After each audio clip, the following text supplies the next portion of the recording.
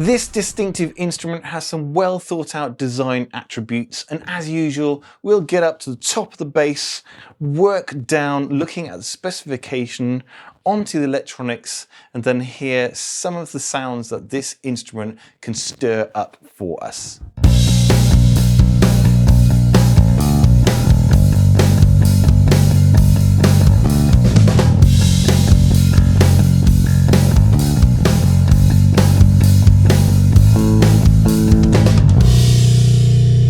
For those who have seen my reviews will know that I like to start up with the headstock end of business. Alas, this bass does not have one. Being a headless instrument, the tuning keys are down at the body end, and up at what would be the headstock end we have a clamp that allows us to install our own preferred brand of strings. The bass comes as standard with D'Addario strings, so I know immediately that I'm going to have a good quality string to begin with, so I can demonstrate what this instrument is capable of. Speaking of the headstock though, we have this really tasteful Cort shape reminiscent of the other models in the Cort series. If I flip the bass over, often we hear about bassists new to headless being worried if their hand is going to slip off the end. Cort have included this wonderful little volute here, so even on dark stages you've got some kind of physical feedback of where you are on the neck itself. And whilst we're here, let's have a close-up look at the neck. This is a 7-piece laminate neck. How fantastic is this? We have roasted maple, walnut, purple heart, and normal maple, all sandwiched together on this bolt-on instrument. And I think this is really, really eye-catching.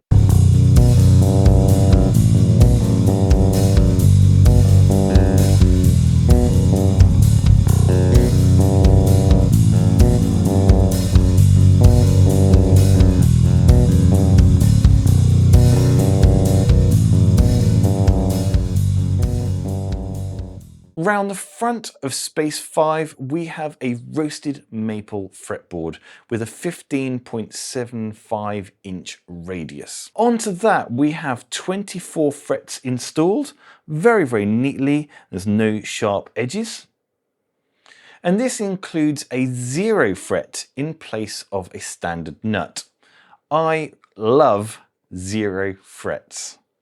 This is great because when the fret is installed, it is already at the optimal height for the rest of the fretboard. It doesn't need cutting like a standard nut.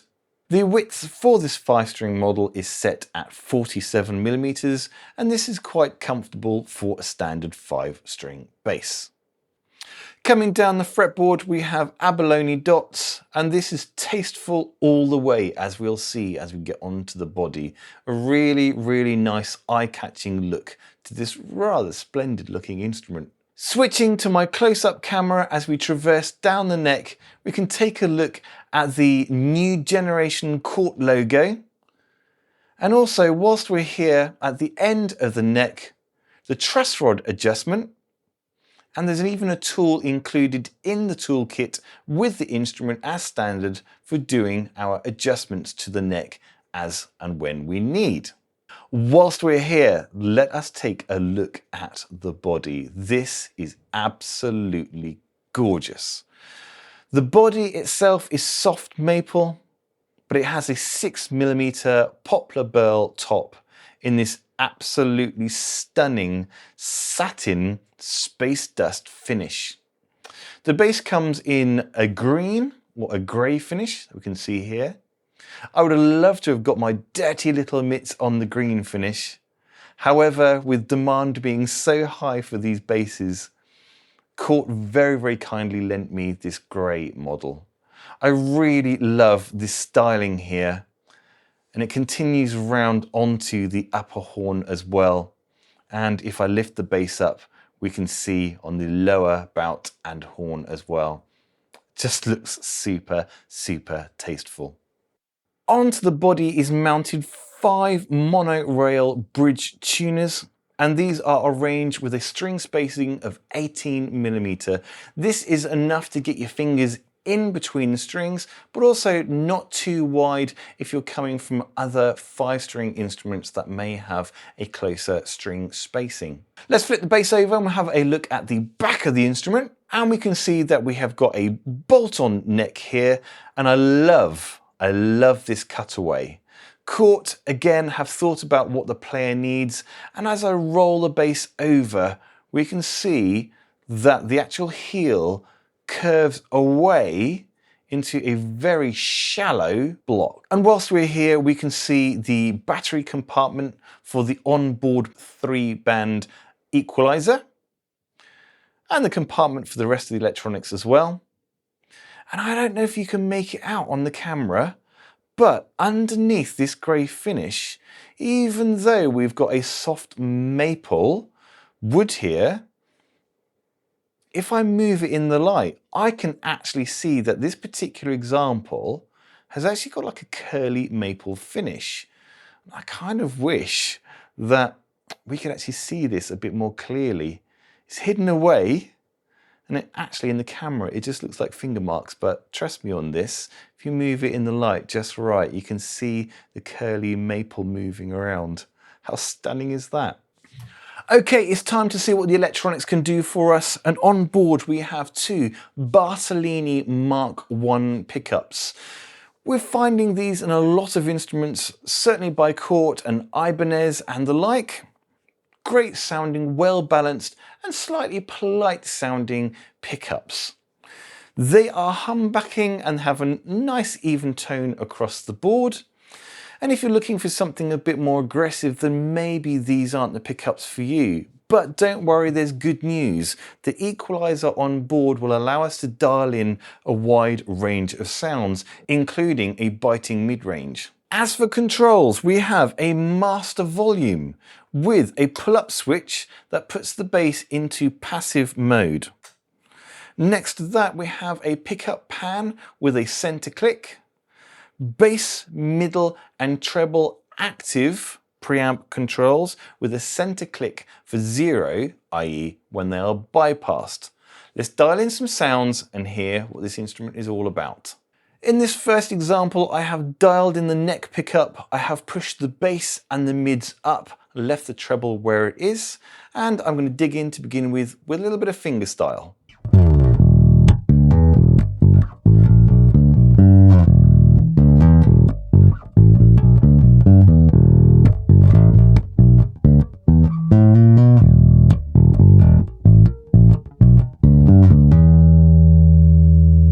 Let's do the same with the plectrum.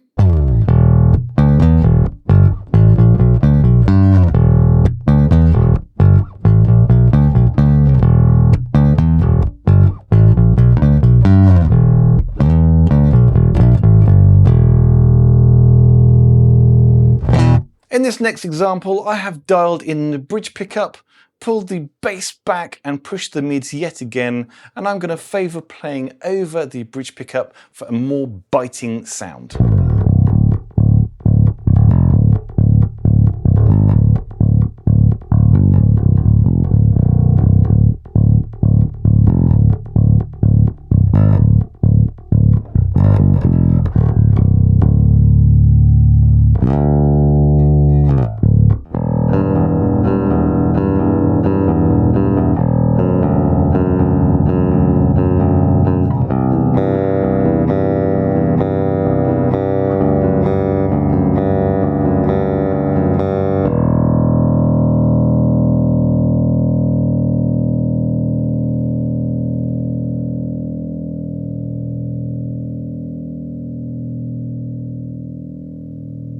Of course, in any review, there is no escape from slap bass, so I have gone for a 50-50 blend on the pickups, pushed the bass up, pushed the treble up, and pulled the mids back just a little bit, and it sounds like this.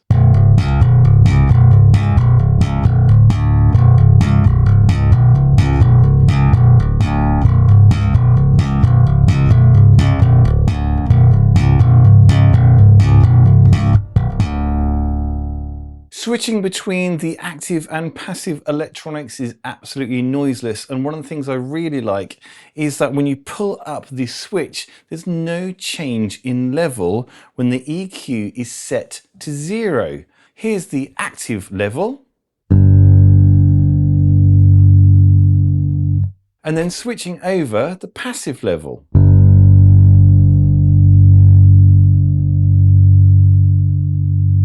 This is really good news, as I know there are instruments that I've reviewed in the past where you can notice a change in tone. So if you're making a quick switch, then this is going to be a nice smooth transition. And speaking of passive sounds, this is what the bass sounds like in passive mode. Here's the front pickup.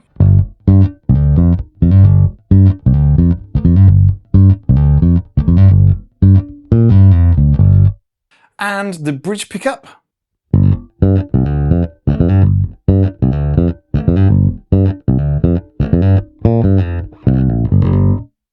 And then, of course, finally, both pickups 50-50 blended.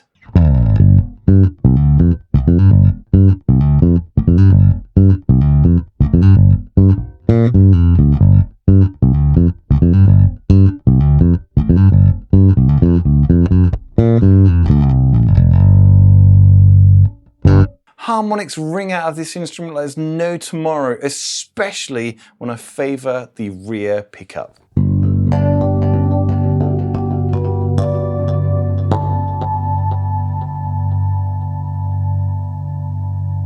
The Cort Space 5 is a really well-behaved instrument. Indeed, I've taken my hands away from the bass altogether, and it's so well balanced, it's just sat on my lap and not neck diving at all. The sleek design means that it's very, very comfortable to play for long periods of time, and certainly in the time that I've had the instrument in my possession, I've really enjoyed noodling around on it and not finding any real reasons to complain about comfort. It's super lightweight as well, and it also comes with its own Cort gig bag. It isn't just a bass case, it's actually fitted because this is a physically shorter instrument. Don't forget, as always, there is a written review to go with this video, so head on over to bassgearmag.com and you can check out the written review for this bass along with all of our other reviews for a wide range of absolutely stunning bass gear. For now though, thank you ever so much for checking out this video, and I look forward to seeing you checking out more of our review videos very, very soon. I've been Dan Veall and you have been watching Bass Gear Magazine.